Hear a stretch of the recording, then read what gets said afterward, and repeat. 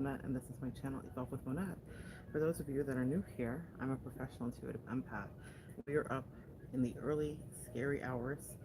The ship is asleep. Right now, I am traveling, and they have a great discount. Even though I love to have all the things, sometimes you gotta wait for a deal on the Wi-Fi. Because I was like, I will unplug. Here I am.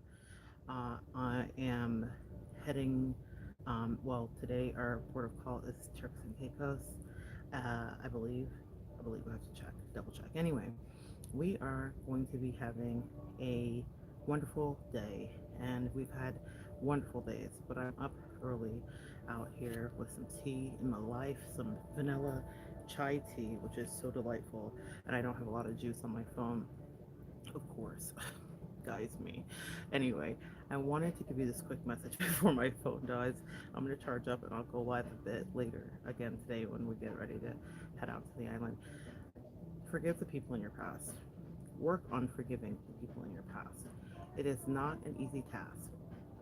I assure you, it will try you. But my empaths here work on that because, sorry guys, it's crazy here. You guys know it makes me nuts. All right, work on that because it holds you back.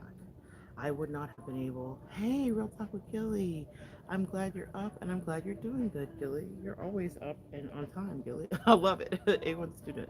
Sorry. Forgive on Work on forgiving the people in your past. I would not be here today. I would not be here having a wonderful time living my best cockadoodle life if I had kept a grudge against the people that didn't do me right. Now, listen, that doesn't mean I didn't expose them. That doesn't mean I didn't energetically drag them and for their highest good, really. I say that with all due respect. But what it does mean is that when I was finished processing it and finished transmuting it, I said, okay, universe, what's next? I didn't stay in the trenches to fight them eternally. Ah, well, good, Gilly. Then you're in the good. We're in good company this morning. Then, Gilly says he has to work on forgiving at 4 a.m. wherever it is for him. And so, one of the things that, oh, Gilly, I have a message for you too. Um, I was watching one of your videos. I don't remember which one it was, but you were chopping wood or doing something manual with your hands. And what I heard the message was is that your angels say it's such a loving way that you provide for your family. I know right now your situation, but they're speaking in the future tense. You will have a family that you provide for and a woman who loves to watch you chop this wood. But you were doing something where it was a repetitive task. I don't remember what it was. And they said, this is a man who will provide and nurture and care for the people he loves. They said he's had his mistakes and he's made his missteps, but when he loves deeply and completely, and he provides for his family. He's a provider. They said, look at those hands. Those hands will keep warmth. Those hands will pay bills. Those hands will bring pleasure. Those hands will raise kids. So, Gilly, that's the message I had for you. So I hope that that resonates for you. That one little task you did that seemed mundane to you will one day be something that your wife looks at you and will say, thank you, babe. They will not take it for granted. Okay, so I don't know if you're in a cold place or why you're doing that. I can't relate. I live in Florida, but they said that's what you needed to know. Okay, anyway, so work on forgiving the people that are in your life because you don't move on with the rest of it. Listen, a lot of the people that tried us are in abject misery. Even if they are narcissists and they have no conscience and they can't, fathom what they did to us and they don't get it, they are in abject misery, y'all. Let me promise you, okay?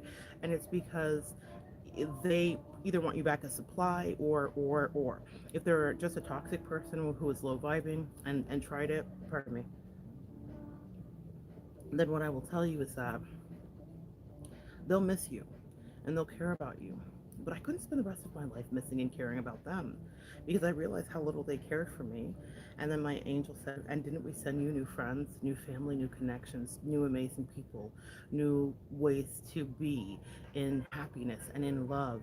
Actually, I spent a lot of this cruise with my favorite person in the world, and we openly, gushingly, and lovingly talk about our origin story. And this is just my friend, a dear bestie, but and we were with her child, who was not a child, a Dr. Legacy, and we were with her best friend, Dr. Ginger.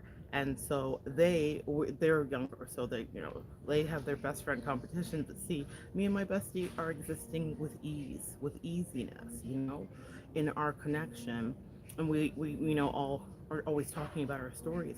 And one of the things that we talked about yesterday was the nervousness you will have before you meet a soulmate. And Ginger was saying how she drank a few beers before she went to hang out with Legacy because they were study partners in college when they were getting their MDs, and they had seen each other and hung out in class. But when they they had seen each other, but when they hung out in class, they like had like an official study date. And so like, he's like, it's so funny when she told me that, because I was like, why were you nervous? You knew me. But see, when we recognize somebody, and I remember being nervous meeting my soulmate. And the reason I'm telling you this is that we move on to relationships that are actually right for us, and you remember somebody. And I remember being on the phone with someone who has passed away. If they were here today, they could attest that I was a ball of nerves as I drove that hour to meet my soulmate through some happenstance. We met through a mutual friend, and I don't know why I was so nervous. And when I walked in, she was sitting on the floor, and she looked up at me and she was like, "There you are." And it was the most welcoming your home moment. And that's why you forgive the people in the past. Because why am I going to hold a grudge when I've got a relationship that is built to last, that actually nurtures me, that's not embarrassed of me, that's not treating me badly, that's not gaslighting me, someone who roots for me in every way and capacity, who knows me fully, who's seen the good, bad, and the ugly, and still has loved me. We joked about it this summer weekend when I was going through my struggles initially, the first month after I was divesting from a toxic narcissist. And we were doing a burial, an emotional burial of sorts, actually on the beach, though, burying some talismans and things that I felt were cursed. And, even if it's not cursed, guys, sometimes we have attachments and things that people give us that will keep us tethered. And there was a generational curse thing that this person had given me, and I wanted to kill the curse off from all the areas of her family, and I wanted it away from me. And so my bestie had suggested, like, why don't we bury her? And I was like, I love you. But then when we were sitting there, she was like, I also know how to build a pipe bomb too. Or she's like, if you need a pipe bomb, I got you, boo. And I was like, wow. And I was telling everybody yesterday when we were chatting about that, I said, we were at breakfast yesterday morning in the main dining room, and I said, the funny thing is the bestie proposal came later. She bestie proposed to me later and all the official fun stuff. But I said, you had my heart then. You had my heart at pipe bomb. Because no, I didn't want to take any violence or have a pipe bomb built or anything like that. But I love that someone was going to fight for me and stand up for me, and that someone was so offended and hurt for the treatment that I had received and had watched it quietly. She didn't opine, she didn't weigh in, and she wasn't spicy and mean. She wasn't catty. She wasn't anything that I had been dealing with. And instead she was just like, I love you unapologetically and I'm here for you. Why do I need to hold a grudge against a person who was poo poo when I've got a huge person in my life who's like meant to be there? And sometimes the people in your life show you who they are. You hear that throat chakra hit. The people in your life show you who they are so they can clear the way for real energies that actually are supposed to be there. I am faithful to a fault. I would have never left the relationship I was in. And I'm so grateful for the toxicity they showed me. I'm so grateful for the partner that they chose over me. Even though I left them, I did it because they forced my hand and they wanted me to. They asked me in so many not polite ways to exit stage left, and that there was a new boo and someone better. And that's hurtful when it happens. But then the thing that I always have to remember is there's someone better for you too. And ideally, I have the exact mate energetically that I've always wanted, that I was always trying to make that person be, ironically, and it just wasn't in her. She matched and aligned with different things. And I could say all the things, go watch the videos, it's all here. But the truth of the matter is, I was supposed to be sitting here. I was supposed to be having the best cruise I've ever had in my life. I'm so grateful to be back. I'm so grateful to be fine. I'm so grateful we made it through the pandemic. I got COVID twice. It was crazy. But what I will tell you is that I'm so happy. And I remember being on the cruise. Actually, this is the reason that they said forgive him, because I was walking down here this morning, and it's about 4 or 5 a.m. for me too, 5 a.m. maybe. And I was walking down here, and I wanted to be here before the ship woke up. And I remember not being able to get my cup filled when we were there. And I don't mean like love language. I just mean there is a package here on Royal Caribbean or you have to fill your cup. So anyway, I buy the beverage package. We were so thirsty the whole time, and it was so indicative. This is in the past with the past partner, so indicative of the way our relationship was. I was so malnourished, so thirsty, so extra. She was never fulfilling. Everything was like, we promised that we're going to give you this magic thing, and then it just always was nothing. And here, as you guys can see, I'm quenched. Amen. Mm, the beverages flow freely. I have had every beverage I've wanted, from fresh squeezed juice to all of the San Pellegrino I can consume.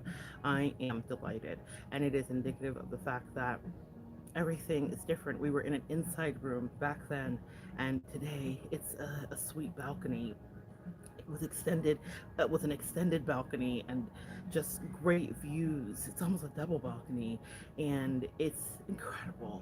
Like, just everything. The bed is good. Even when I was on that cruise with the other person, the bed was crappy and broke and was crazy, and this bed is perfect and absolutely holds we, and it's fantastic. I am exactly in the place I needed to be. And that's why my angel said, you see, Mona, why we asked you to let this go and set it free? Because you have to forgive that person. Actually, you have to release the energy of the attachment of the past. And we know that you have worked on that because you're here. Me physically sitting here, guys, I don't know if you can see it. I don't know if I can open it. Like, please stop touching our windows. But there is a porthole behind me. I don't know if you can see that. There is a porthole behind me, y'all. Me sitting here on this cruise is evidence that I have released that. Yes, I could talk about it, teach about it, whatever, whatever, whatever. Once someone tries you, the abuse and the trauma becomes your intellectual property. So you get to do with it what you will and transmute it. I don't say dwell on it forever, but definitely if you can positively teach somebody, do that. But let go of what they did to you. Let go of the hurts. Use your throat chakra. Here, I'm getting that hit here. Speak about it freely. Speak about it honestly, and then release it and call in someone that is right for you, that actually wants to be there. And in great part, the reason that that happened was to free you so that you could have a real relationship. I cannot be unkind to this earth angel God that has sent me, to this sweetheart who loves me, who wants the best for me, who wants luxury for me, who wants travel for me, who wants fantastic itineraries, who wants everything, excuse me, who wants first class for me. This person dreams for me bigger dreams than I've ever dreamt for myself. And then she walks with me to help me fulfill them instead of second guessing me and doubting me. And if she needs to check me, she checks me too. But I have a real boo, a real booski energetically, a real bestie, and I'm grateful. And that happened because I let go of the hateful that was in the past. And yes, guys, you'll cry and you think that the misery will always last, but it won't. I'm happy now. And even for that person, here's how I know that my healing is complete there. I want her to be happy too. I told her as we dismounted, stay in the relationship that you had to have, that you chose, and that was your boo. I said, make it work with her because I didn't think she understood that I'm never coming back because I hate you. And I don't mean that I hate her now, actually, but in that moment, you know how that goes. And so I definitely set her free. And I prayed over that relationship for her. Can you imagine someone betrays you, lies to you, gaslights you, manipulates you, is unkind to you, gossips about you, talks about you, scams you, and you pray for them? That is exactly the point of being in a spiritual way and a spiritual practice. I actually prayed for her, not bitterly. I said, God, this is the relationship she wanted.